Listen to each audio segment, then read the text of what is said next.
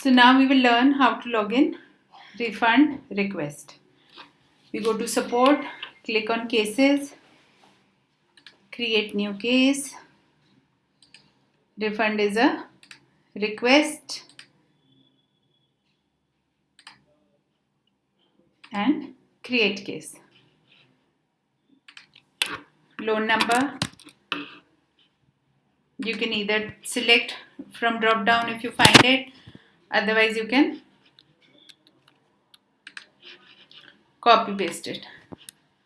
Okay, this land that we've selected is not uploaded, so the details are not reflecting. Let us try another one.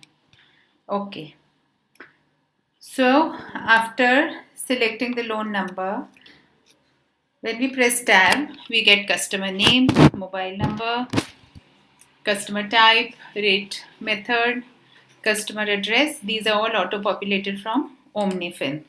Now this tab says pre-MI or EMI. So if suppose we have to refund EMI amount in it, suppose it is double banking has happened or customer has paid cash as well as it has cleared in representation. Scenarios like these, there will be EMI which needs to be refunded. Pre-MI, it can be that pre-MI was deducted from disbursement and has been paid by check also. So there is double payment received. So if it is a part disbursed case or it can be a fully disbursed case but pre-MI needs to be refunded, we have to mention the amount here. Suppose there's EMI, pre-MI, both amounts are there, then we will club it and mention it here. So for example, we select it was 1000 rupees. Now if the customer request was for say refunding fees or some other deduction or anything other than EMI or pre-MI, then we will mention it here. And if it is a normal excess, which means that customer paid more than any of the charges due or any of the EMI, pre-MI due, then that excess amount will come here. This request can be logged in for both closed cases as well as active cases. Active cases, mostly it will be EMI double banking or pre-MI double banking or some kind of fee with waiver is refund. However, excess amount usually will be part of the closure cases. So one more thing here is that all three tabs, whatever amount we mentioned, they all get added up here and the total amount of refund gets reflected in this tab. Now you need to select the mode. How does the customer want it? He wants it as a check or he wants it as a NEFT.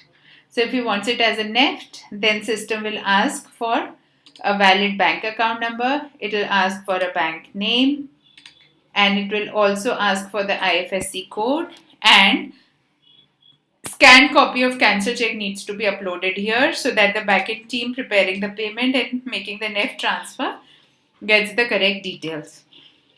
If it is an active case, preferably all these details should be of the repayment account, the account from where customer is paying the EMI. Those details should be mentioned here.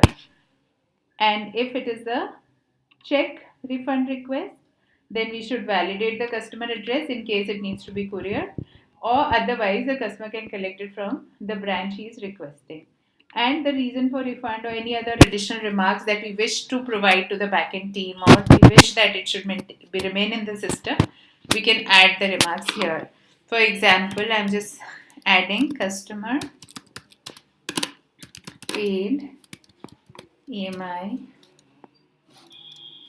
twice, one EMI to be refunded, and we save it. So we get a refund case. Case number is 1100. Status of the case is open. It gives the other details as in like who this SR is assigned to, what is name of the customer. This second stage is processes the case for refund by refund team. So this case has gone to the refund team. Let us see, since we are logged in from the administrator ID, we can directly go to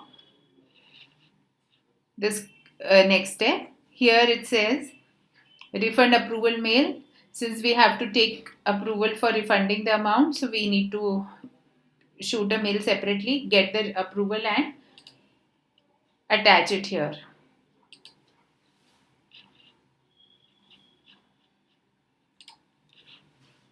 So we are attaching it here. For example, had it been a live case, we would have taken the approval. Now there the approval amount, refund amount requested or recommended was 1,000. We check at the back end. This is again, we find that in fact excess amount or the refundable amount tallies and it is 1,000. We will mention it here. This is similar. If we want to abruptly close the case at this stage itself, we can close it from here.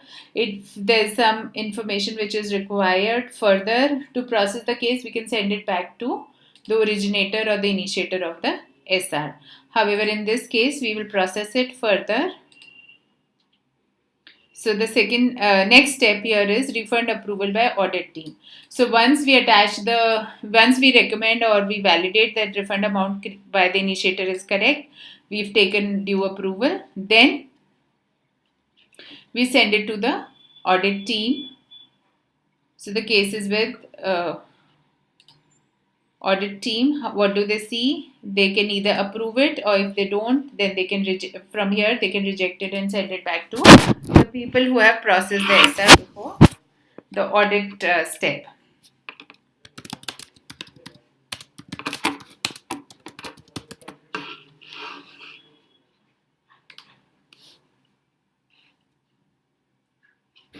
Okay.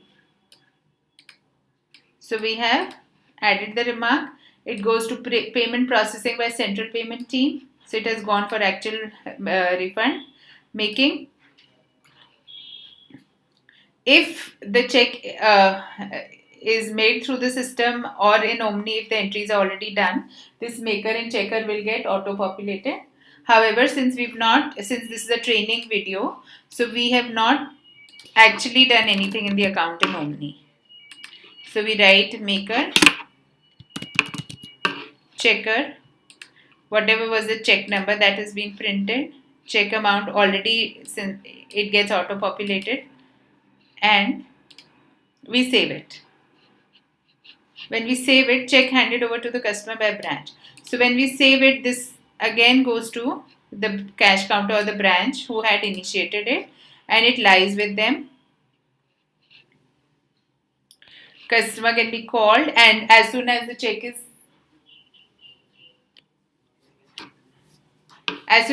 is printed and the previous step is completed, a message is shot to the customer that he can collect the check from the branch.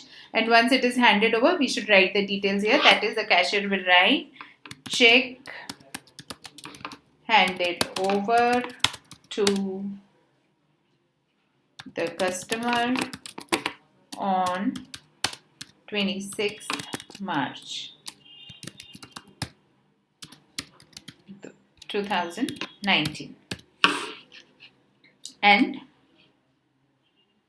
this was the last step in this SR, and this case gets closed, that the refund gets actually handed over to the customer.